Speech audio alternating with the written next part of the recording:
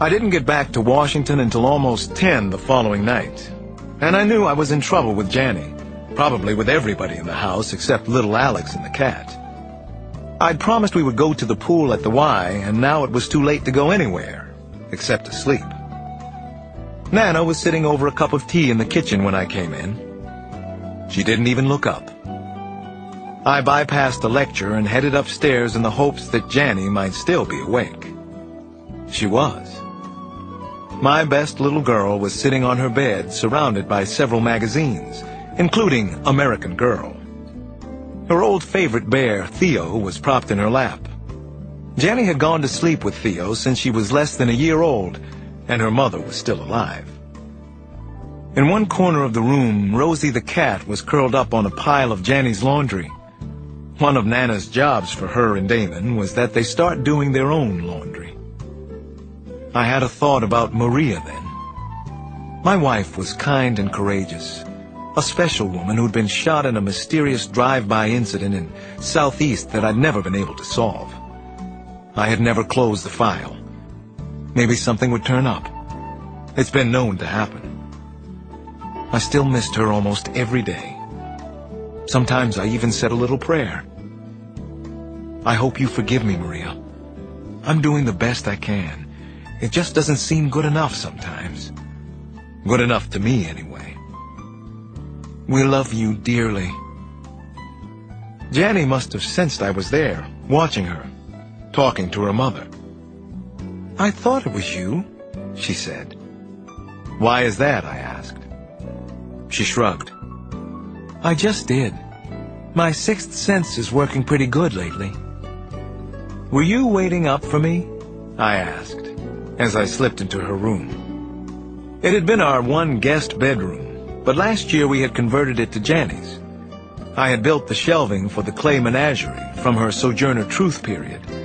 A stegosaurus, a whale, a black squirrel, a panhandler, a witch tied to a stake, as well as her favorite books. I wasn't waiting up, no.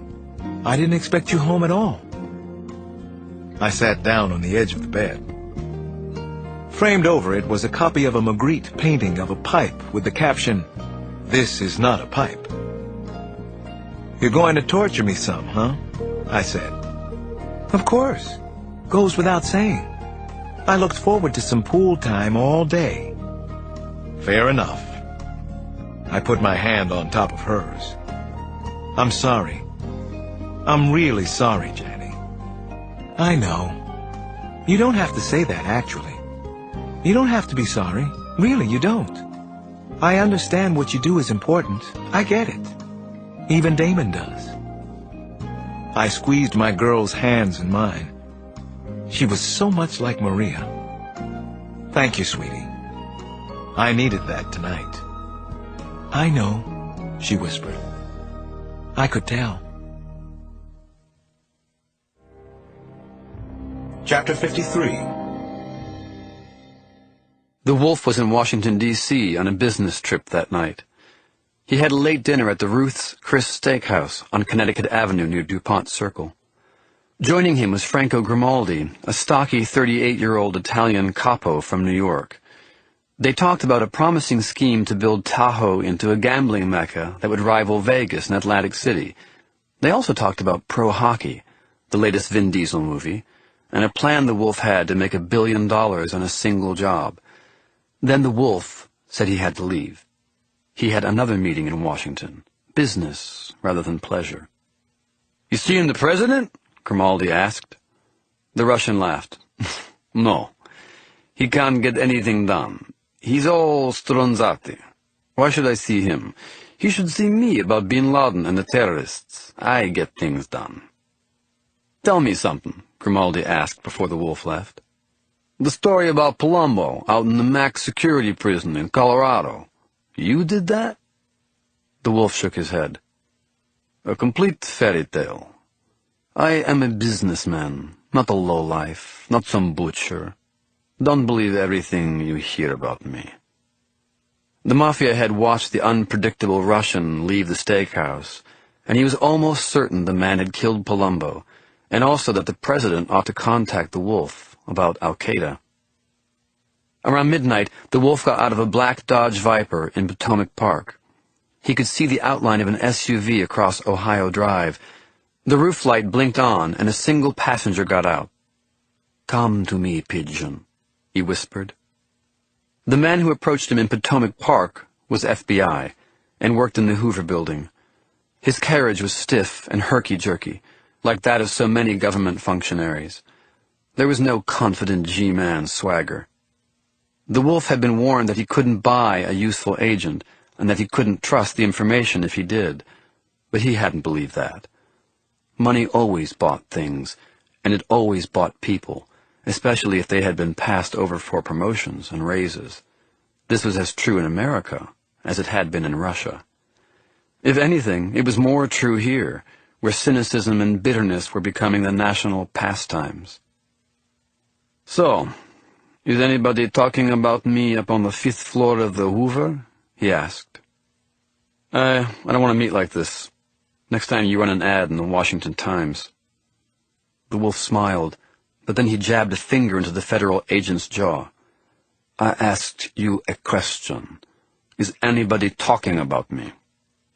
The agent shook his head. "Not yet, but they will. They've connected the murdered couple on Long Island to Atlanta and to the King of Prussia Mall." The wolf nodded. "Of course they have. I understand that these people of yours aren't stupid. They're just very limited." "Don't underestimate them," the agent warned. "The Bureau is changing.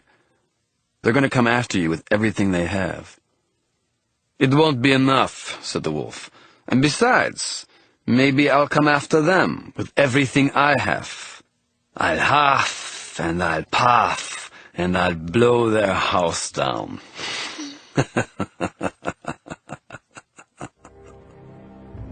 Chapter 54. The next night I got home before 6 o'clock. I had a sit-down dinner with Nana and the kids, who were surprised but clearly thrilled that I was home so early. The telephone rang toward the end of the meal. I didn't want to answer it. Maybe somebody else had been grabbed, but I didn't want to deal with it. Not tonight. "I'll get it," said Damon. "It's probably for me. Some girlfriend." He snatched the ringing telephone off the kitchen wall, flipped it from one hand to the other. "You wish it was a girl," taunted Janny from the table. "Dinner time. It's probably somebody selling MCI or a bank loan. They always call it dinner." Then Damon was pointing at me, and he wasn't smiling. He didn't look so good either, as if he'd suddenly gotten a little sick to his stomach. "Dad," he said in a low voice, "it's for you." I got up from the table and took the phone from him. "You okay?" I asked. "It's Miss Johnson," Damon whispered. My throat felt constricted as I took the receiver. Now I was the one who felt a little sick, but also confused. "Hello? This is Alex," I said. "It's Christine, Alex. I'm in Washington for a few days. I'd like to see little Alex while I'm here," she said, sounding as if it were a prepared speech. I felt my face flush. "Why are you calling here? Why now?" I wanted to say, but didn't. "Do you want to come over tonight? It's a little late, but we could keep him up." She hesitated. "Actually, I was thinking about tomorrow. Maybe around 8:30, 8:45 in the morning. Would that be all right?" I said, "That would be fine, Christine. I'll be here." "Oh," she said, then fumbled for words a little. "You don't have to stay home for me. I heard you were working for the FBI." My stomach clenched. Christine Johnson and I had split up over a year ago, mainly because of the nature of the murder cases I worked. She had actually been abducted because of my work. We finally found her in a shack in a remote area of Jamaica. Alex was born there. I hadn't known Christine was pregnant at the time. We were never the same after that. I felt it was my fault. Then she'd moved to Seattle. It had been Christine's idea that Alex stay with me. She'd been seeing a psychiatrist and said she wasn't emotionally fit to be a mother. Now she was in D.C. For a few days. "What brings you back to Washington?" I finally asked. "I wanted to see our son," she said, her voice going very soft. "And some friends of mine." I remembered how much I had loved her, and probably still did on some level, but I was resigned to the fact that we wouldn't be together. Christine couldn't stand my life as a cop, and I couldn't seem to give it up. "All right, well, I'll be over at around 8:30 tomorrow," she said. "I'll be here," I said. Chapter 55. 8:30, on the button. A shiny silver Taurus, a rental car from Hertz, pulled up in front of our house on 5th Street. Christine Johnson got out, and though she looked a little severe with her hair pulled back in a tight bun, I had to admit that she was a beautiful woman. Tall and slender, with distinct, sculpted features that I couldn't make myself forget. Seeing her again made my heart catch in spite of what had happened between us. I was edgy, but also tired. Why was that? I wondered how much energy I'd lost in the past year and a half. A doctor friend from Johns Hopkins has a serious theory that our lifelines are written on the palms of our hands. He swears he can chart stress, illnesses, general health. I visited him a few weeks ago, and Bernie Stringer said I was in excellent physical shape, but that my lifelines had taken a beating in the last year. That was partly because of Christine, our relationship, and the breakup. I was standing behind the protective screen of the front door with Alex in my arms. I stepped outside as Christine approached the house. She was wearing heels and a dark blue suit. "Say hi," I said to Alex, and waved one of his arms at his mother. It was so strange, so completely unnerving to see Christine like this again. We had such a complicated history. Much of it was good, but what was bad was very bad. Her husband had been killed in her house during a case I was working on. I had nearly been responsible for her death. Now we were living thousands of miles apart. Why was she in D.C. again? To see little Alex, of course. But what else had brought her? "Hello, Alex," she said, and smiled. And for a dizzying instant it was as if nothing had changed between us. I remembered the first time I had seen her, when she was still the principal at the Sojourner Truth School. She'd taken my breath away. Unfortunately, I guess, she still did. Christine knelt at the foot of the stairs and spread her arms. "Hi, you handsome guy," she said to little Alex.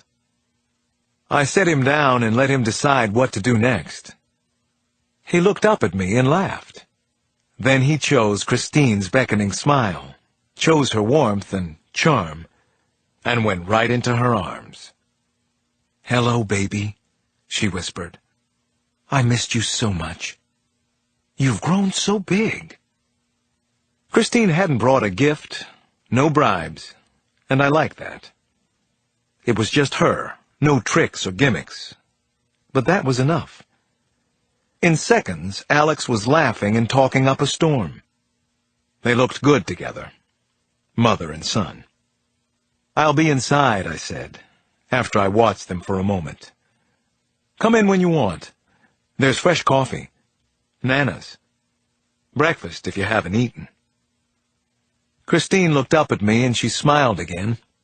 She looked so happy holding the boy, our small son. "We're fine for the moment," she said. "Thank you. I'll come in for coffee. Of course I will." Of course. Christine had always been so sure about everything, and she hadn't lost any of her confidence. I stepped back inside and nearly bumped into Nana, who was watching from just beyond the screen door. "Oh, Alex," she whispered, and she didn't have to say any more than that. I felt as if a knife had been plunged into my heart. It was the first twist, and just the first of many. I shut the front door and left them to have their private time. Christine brought the baby inside after a while, and we all sat in the kitchen and drank coffee, and she watched Alex